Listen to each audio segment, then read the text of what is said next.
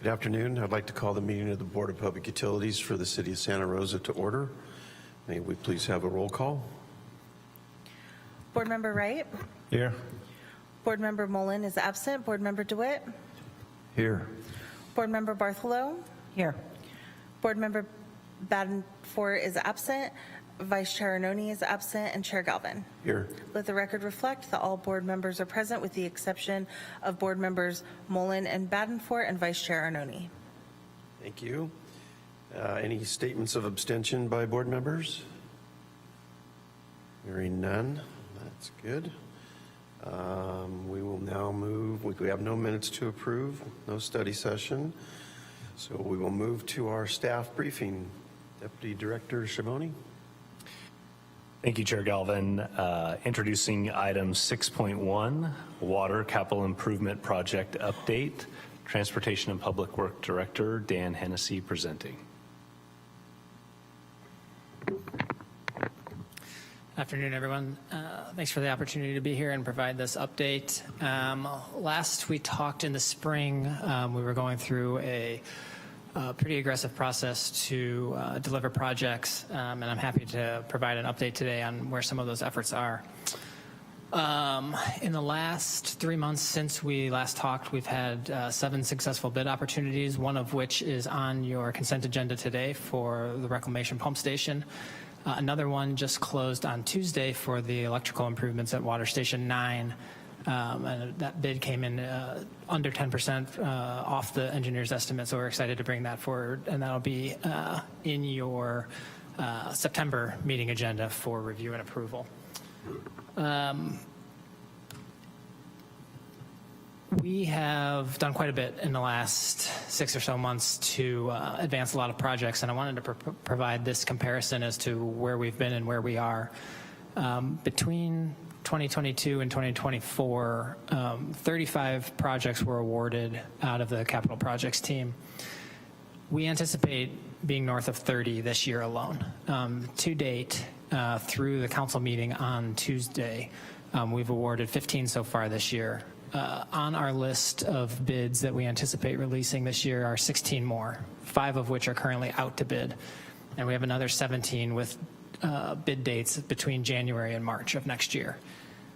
This includes all capital improvement projects, so city facilities, transportation, public works, parks, and water. For water specifically, though, I did do a review of this just to provide some context to these numbers. In 2022, 11 projects came to the BPU for review and approval. In 2023, that number decreased to 5. In 2024, that number was 2.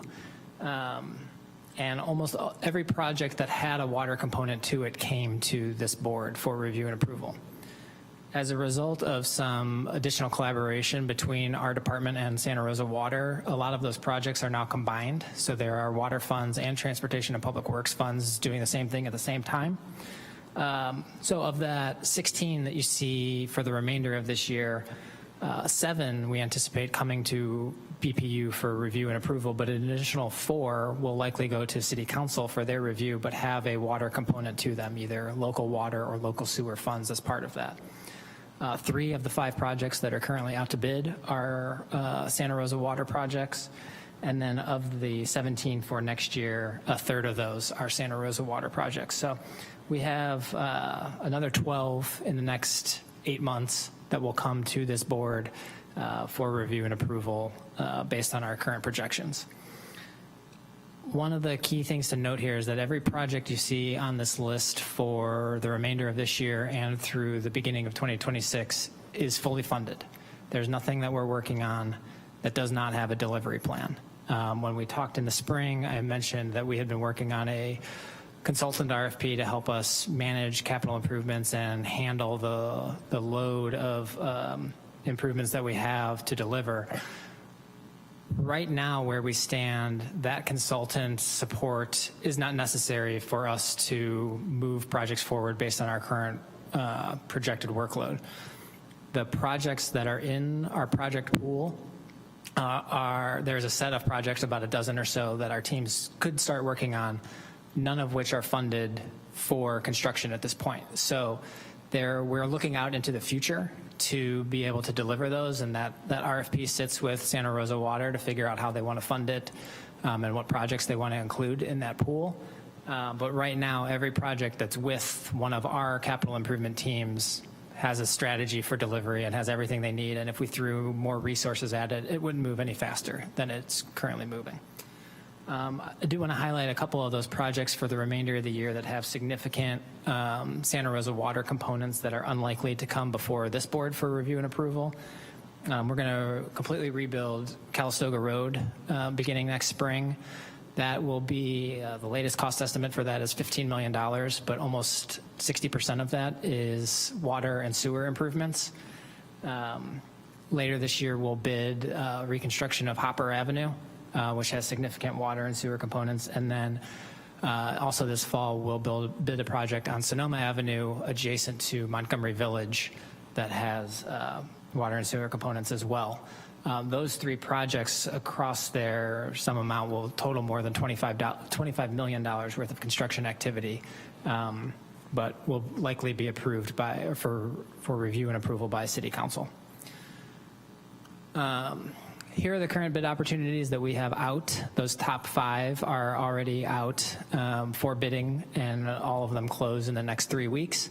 The bolded projects that you see there are led by Santa Rosa Water, and so half of our current bid opportunities for the rest of the year anticipated to be water projects.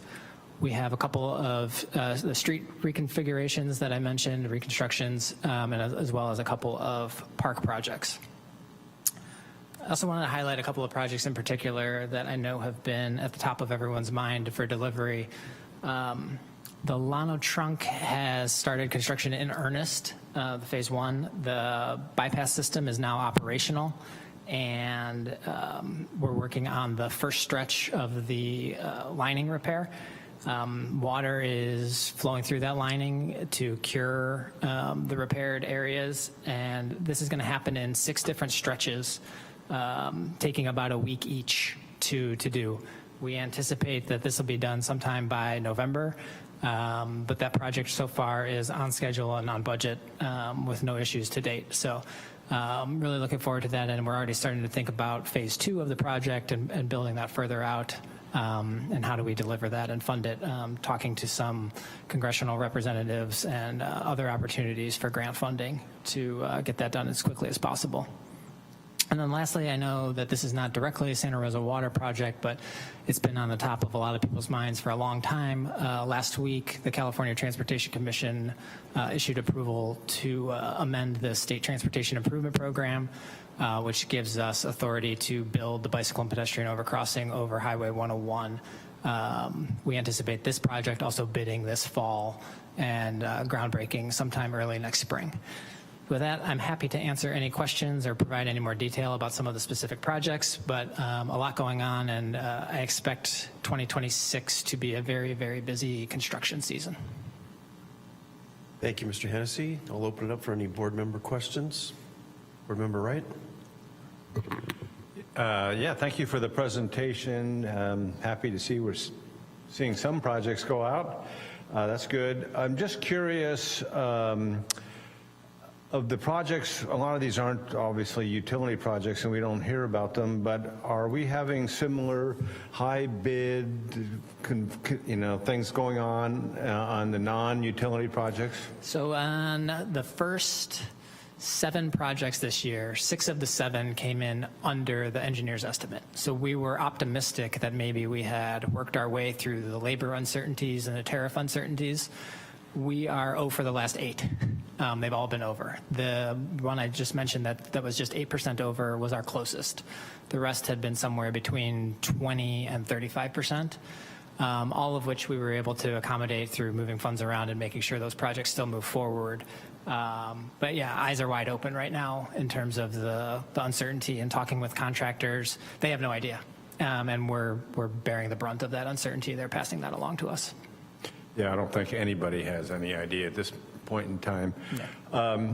Yeah, that was my question. I just, even though we've made some headway, we still have a long ways to go to dig ourselves out of or not to dig ourselves out, to complete to get up to spend the money as quickly as we're budgeting it, it seems like it's a little easy for us to budget it than it is for you to spend it. Yeah, I think that we're in a place now where every dollar is accounted for and has a plan to deliver something for the community. So there's nothing that is hanging out kind of in the ether that's unaccounted for by the capital projects teams. And like I mentioned earlier, if we hired additional consultant support right now for the projects that we're working on, that's not going to move them any faster. Thank you. Thank you. Question as to whether or not project labor agreements are playing in at all to the fact that you're now having all these bids coming in over the engineer's estimate? We've had projects both subject to the project labor agreement and not follow similar patterns. The only real data point I have showing in one direction or the other was for the Lower Colgan Creek project, which came before this board in the spring. We had initially solicited as subject to the project labor agreement, heard through the bidding process that not only would contractors not be able to deliver a competitive bid, they might not be able to deliver a bid at all if we didn't exempt certain portions of certain trades from that. So we made that decision, and not only did we got 10 bids, which is far above our typical. We normally get somewhere between 2 and 4, maybe 5. But 7 of those 10 bids did come in under the engineer's estimate. So again, we're dealing with spotty data to make grand proclamations about what the project labor agreement's impacts are, but the little data that we do have does suggest that it does play a role in increasing costs. Thank you. Board Member DeWitt? Yes, thank you, sir. It was encouraging to hear about the collaborations that are now doing even better than in the past. A while back, we had a discussion here about a project on McMinn Avenue that's important to the neighborhood of Roseland, and Santa Rosa Water is leading the way on it, but it goes down a main road and a lot of stuff's going on. Are you folks having a nice collaborative effort with that also, I hope?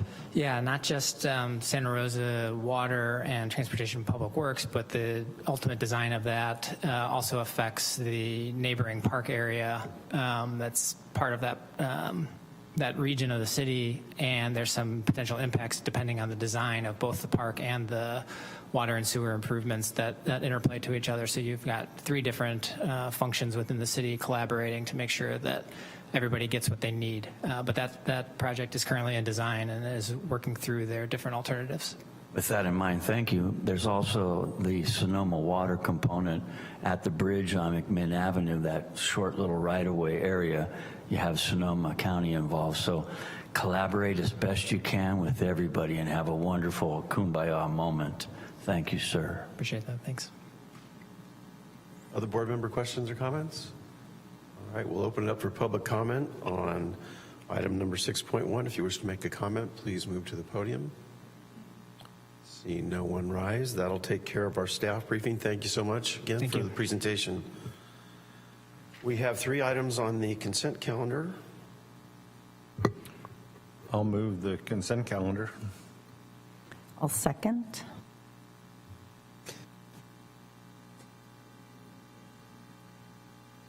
Thank you. We have a motion and a second to approve the consent calendar. I'll open it up now for any public comments on the consent calendar.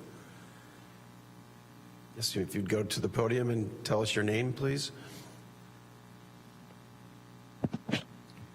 Yes, good afternoon, Chair and members of the board. My name is Jim Dunbar. I am the General Manager for Listec International here in California. And I'm just in brief comment on item 7.2, the amendment to extend our contract with the city. I want to say we're very appreciative of the ongoing work that we've done with the city. A point of fact is the city of Santa Rosa was our very first customer 9.5 years ago when we opened up our facility in Solano County. So the continuing partnership has been very beneficial, I would assume, for both parties, and we look forward to another continuing. I especially want to call out the cooperative staff that we've been able to work with over those 9 years, including Mike Prince, Zach Kay, and Don Marlette. They have been very easy to work with, communicative, and again, just want to thank the board and the city for the ongoing partnership. Thank you, Mr. Dunbar. I think it's been a great partnership, so we're glad to see it continue. Any other public comments? All right, may we have a roll call vote, please?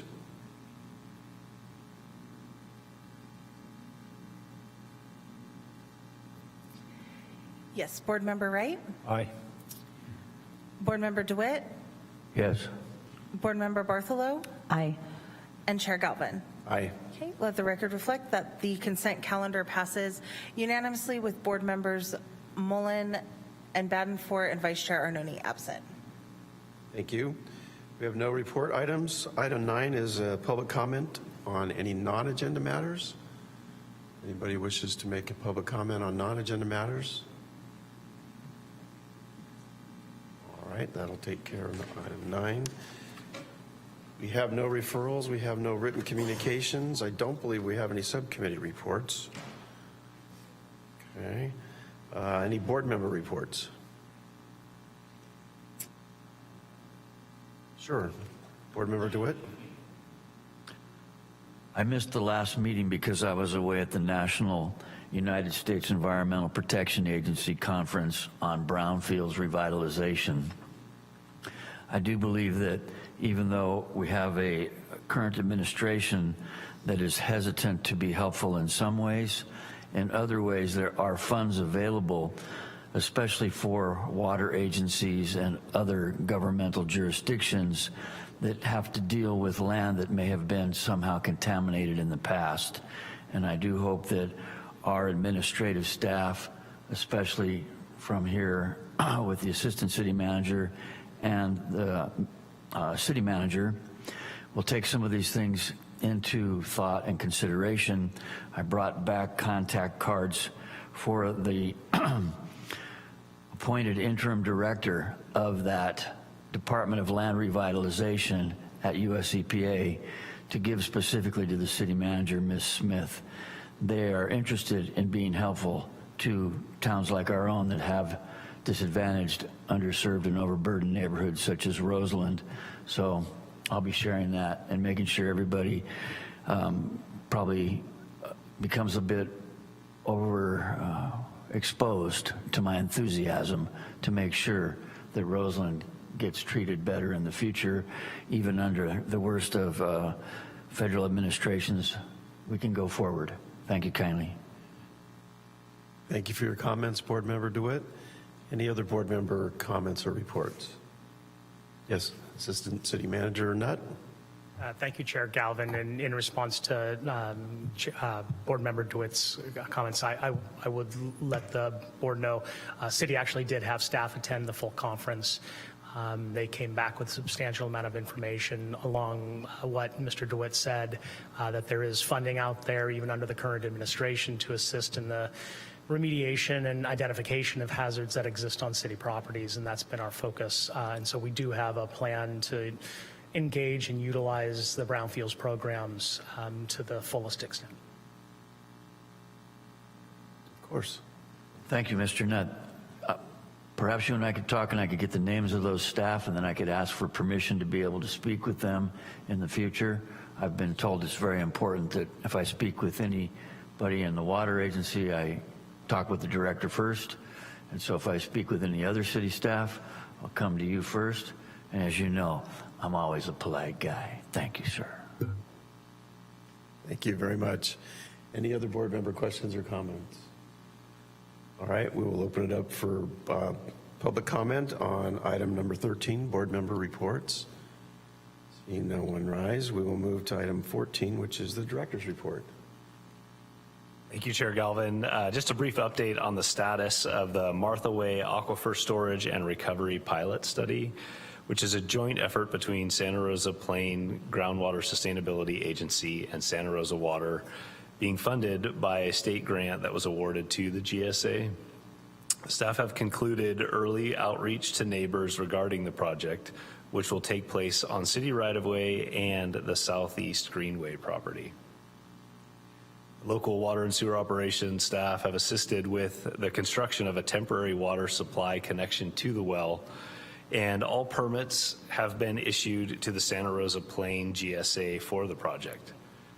The Santa Rosa Plain GSA was given the notice that the project can proceed, and the contractor will be scheduling deployment of the first phase of the project in the next few weeks. The first phase involves deep cleaning of the well in preparation for the injection, recovery, and surface distribution of water in the testing and data gathering phases. Staff will continue to provide timely updates with the project anticipated to conclude in late fall. And to learn more about the project, you can go to santarosaplaingroundwater.org/ASR-Martha.